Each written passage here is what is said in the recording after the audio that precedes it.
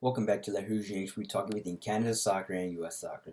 Today we're going to be doing a dual video, as I said earlier on this week, between both the U.S. and the Korea Republic women's team, as well as the Canadian women's team versus New Zealand. Both U.S. and Canada having final legs tonight of their two-game series. Both, however, are both important as well, as I'm going to break down first Canada and New Zealand, and then finally the U.S. women's national team and Korea Republic or South Korea game, which is very important as Carly Lloyd would turn out to be. That was her last game for in a U.S. women's jersey. But before we get into the excitement of that game, let's talk about Canada and New Zealand. And by the way, I'm going to try and, as you see, I'm trying to make this video as quickly as I can as midterms are starting to die down. So we're starting to get back to our normal schedule. And this is also kind of like the last games they have for a while before I cover any of their content, such as the men's team. So they're all working out right now, so this is good. But so this video will be on time. It should be around immediately after both games have ended. If not, then definitely close and not anything later than that. But without further ado, let's go to Canada and New Zealand. And in this game, Canada women have won 1-0 over New Zealand, the final leg of their victory tour for the Olympic gold.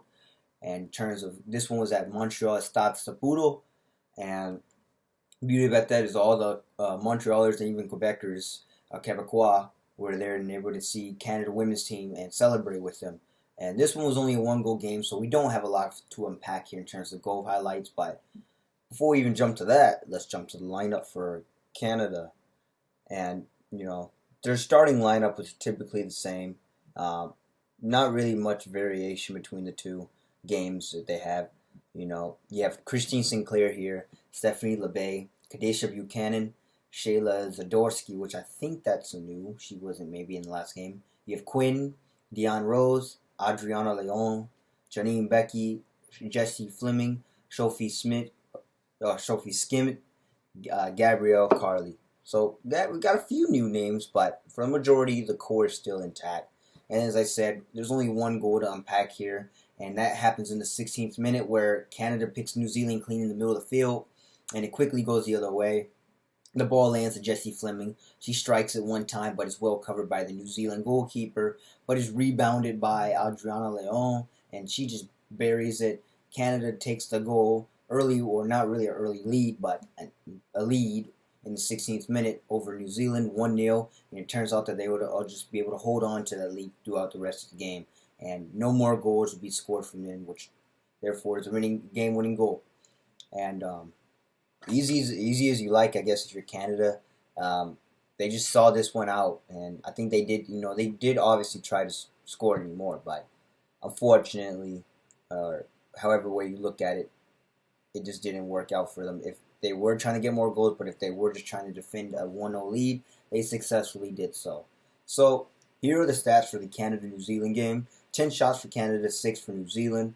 3 of those for Canada were on target, while only 2 of those for New Zealand. Canada had 56% possession, New Zealand 44% possession, 555 passes, equates to 444 passes. Look at those numbers. 82% pass accuracy to 73% pass accuracy. 8 fouls to 11, no yellow cards or red cards, 2 offside to 3 offside, and 2 corners to 4 corners. This game, which is really just important for Canada to win, as I said earlier on, just continue the goal celebrations and the gold medal match, right? And it's a great thing that they ended on a positive note for their victory tour. Their first game being in Ottawa, and tonight's game was in Montreal. So just good to see them getting wins, especially on both there, and seeing them travel to different parts of the country, and just trying to continue to spread their goal of just trying to raise the game and just raise the level for the sport here in Canada. I just want to see soccer continue to grow and thrive here, which it's doing so. But I believe that with the women's doing good as well as the men, that it's going to thrive even more in the future. And that's just the goal of, I think, that the women are trying to play here, is that you just continue to keep selling the sport here in Canada. I know hockey is dominant. Basketball is actually quickly rising in Canada, than soccer. And then lacrosse is always going to be there as well. But soccer is not far behind, as well as Canadian football. But Yeah, so behind all that, soccer is not really, it's not far. I mean, I think it's going to make a run. I think especially if the men's do good and solidify their stake as well as the women did in the Olympics, then who knows? Maybe soccer may become quickly a pop up there with the most popular sports here in Canada. But we got to wait and see that. But the women have definitely started that train. So hopefully, people can now bat an eye towards the men as they do in their CONCACAF World Cup qualifier, and hopefully they continue their success in their challenge, their road to Qatar 2022, and just continue to help build all together, both men and women. Just build the sport in Canada. Just continue to make it better. Continue to inspire young people, young talent to just be the next Sinclair or Alfonso Davies or whoever they aspire to be. I just want to see them just continue to do that. Continue to just build the sport in Canada, and just that's all I gotta say for that game. Just keep doing what they're doing. They're obviously on the right path. Maybe they'll see a few tweaks and stuff, but for the overall part, they're on the right path.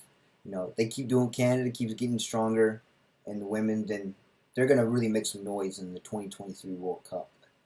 But with that, unfortunately, there's not a lot to say for the Canada game, and I was trying to make that as long as possible, but due to only one goal being scored and really not a lot to unpack from that game in general in terms of even critiques, I'm just gonna say that that's my goal, or their goal that I saw is just continue to thrive and make the sport just better in Canada and continue to create this influence on many Canadians across the country and really have young Canadians especially aspire to be the next star or the superstar for their country.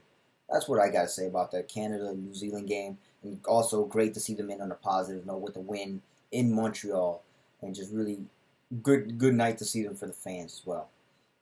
Now we're gonna go on to U.S. versus Korea game, where and this one started off slow for the USA, but towards the late end of the game, we have a lot of goals here to unpack. As the USA would beat the Korea Republic or South Korea 6-0, and this also turns out to be Carly Lloyd's last game, so it's also good that they won for her too.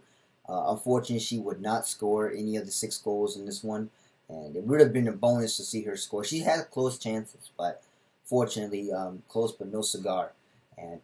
But at least they got the win for her last one, and good to see her go out on a positive note, kind of like how Canada went out on their victory tour tonight. So, without further ado, let's talk about the U.S. lineup that was used in this one. And for your starting 11, you have Jane Campbell in net, new one. And then you have Emily Fox, Tiana Davison, Abby Dalkimber, and Emily Sonnet all on your back four for the United States, playing a 4-3-3. And then your midfield, you have Connery Macario, Andy Sullivan, Lindsey Horan in your midfield. And up top, you have Mallory Pugh, Carly Lloyd, the legend herself, and Sophia Smith. Carly Lloyd, of course, being the captain, and just really, it's going to be different to see her not in the lineup in the future. I know it's because she's retiring, but I mean, it's going to really be a mind shift for everyone, all U.S. fans as well. Just even the world that's used to seeing this U.S. lineup or the dominant one. It's going to be a mind switch, and it's really going to be not really a shocker, but it's going to be something to get used to.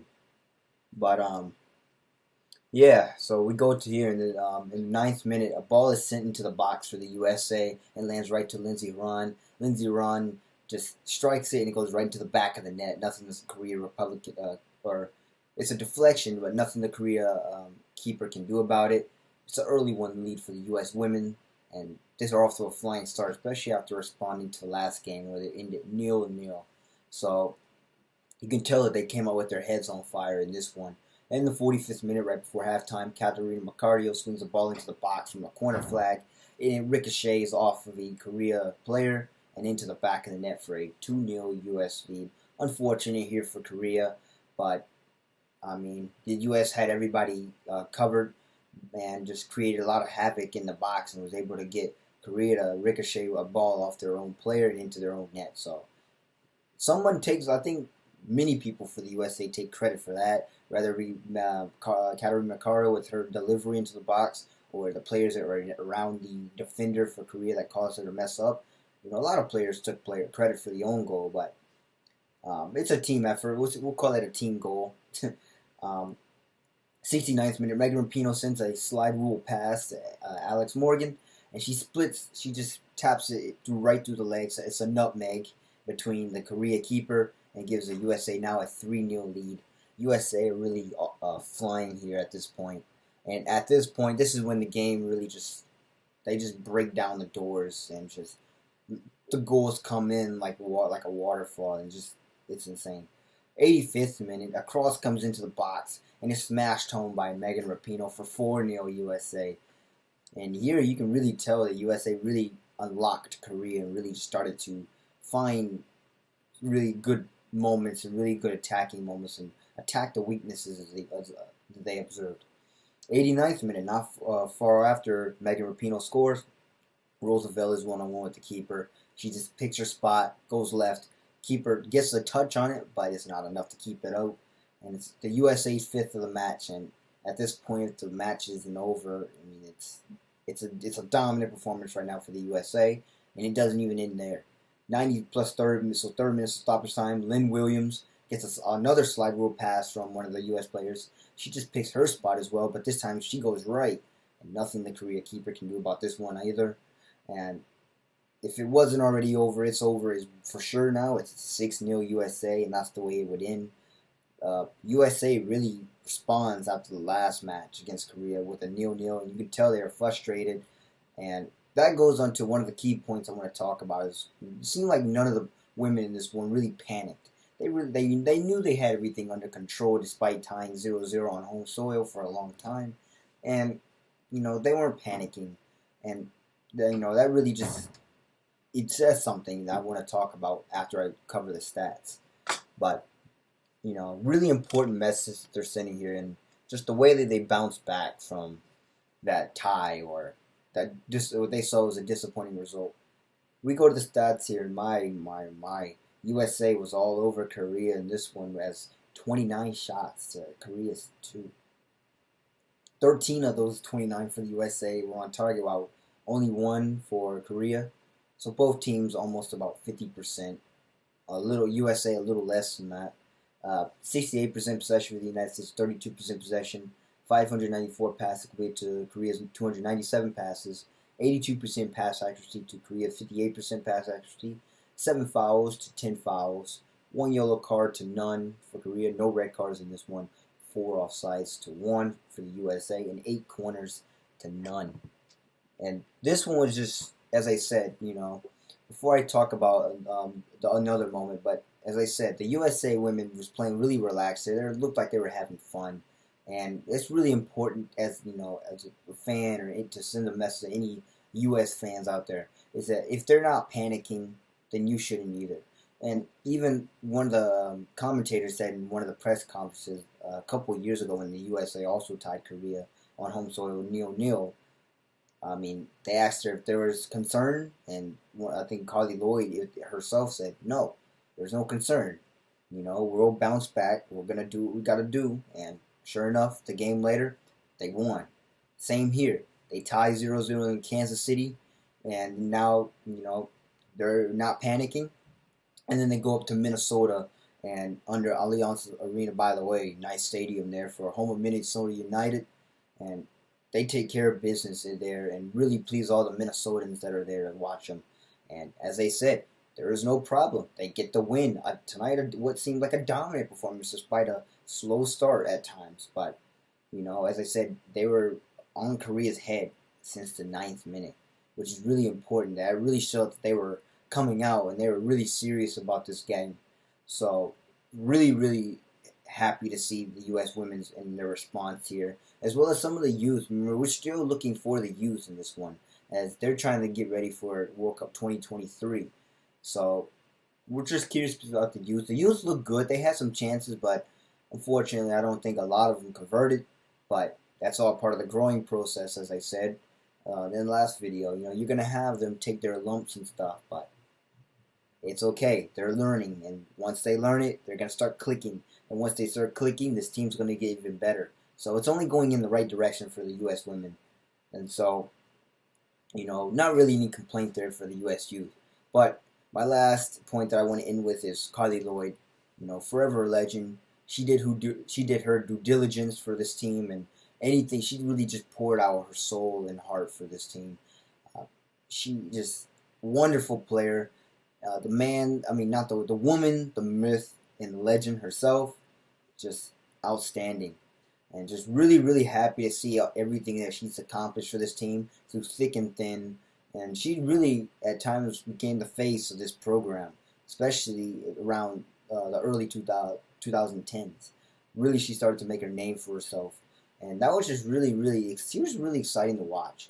And I'm going to miss her. I'm going to miss watching her play on the team. And really just, she was also sometimes providing the spark and stuff. She just did a lot. She was all over and a key contributor for the USA. You know, I could go on about complimenting, but it's gonna suck that the USA is gonna have to go without her now because she's going into retirement. But as I said in the last video, it is what it is. That's a thing of sports. Players come and go. You know, they start young and grow old. It's a natural process, but at the same time, it also can make way for a younger generation that can be ready to thrive and take their place. So it's it's a good thing either way. You know, the older players and create themselves, they establish a legacy and do their due diligence, while the young players try and fill those shoes and try and even exceed their talents and exceed their expectations and create new legacies. So it's just a swap for swap, and it's something we got to remember that it's all part of sports. And you know, it's gonna hurt for a while that she's gonna be retiring, but hopefully she'll spark new life for the younger generation in the U.S. and as well as even around the world for all those who are watching the USA worldwide. And so, just like Canada, you know, I just really hope that she inspired a lot of people, a lot of young women around the country and around the world to just take part in the sport and just become better and just really make the sport a better game. You know, just contribute to it as well as in the United States. Let it see it grow. Let the sport thrive. That's what I'm looking for, and that's what I hope that she was able to accomplish here. And so, you know, that pretty much does it for that game. You know, Carly Lloyd, the face of the program, her farewell tour, and the USA does end that on a positive note for her, which is good to see. But unfortunately, she does not score in the last game. But that's not the end of the world, as she already did enough, I believe, for the team, and hopefully she inspires a lot of young women in this next generation to fill her shoes and even exceed her expectations of the team. So that pretty much does it for both Canada and the U.S. games. And unless there's 50 subs, the next video won't be until Mexico's and USA and even Canada's all CONCACAF World Cup qualifiers. So unless there's 50 subs, you know, unless there's no sub special, we're still going to be covering the Canada and United States men's campaign continue quest to Qatar 2022. So that's next month in November. I think November 8th, around that time. We'll be doing lineup reviews as well as normal game matches. And so and rumor has it that both teams, since both Canada and USA play Mexico, you might see their best lineup, but I don't know. Depending on injuries like Christian Pulisic and others for Canada, we can only wait and see. And that just keeps us on our toes for until then. But if you like these videos, make sure you like and share, subscribe, and tell all your friends about it. Tell all your friends that tonight historic moments were made for both Canada and the USA.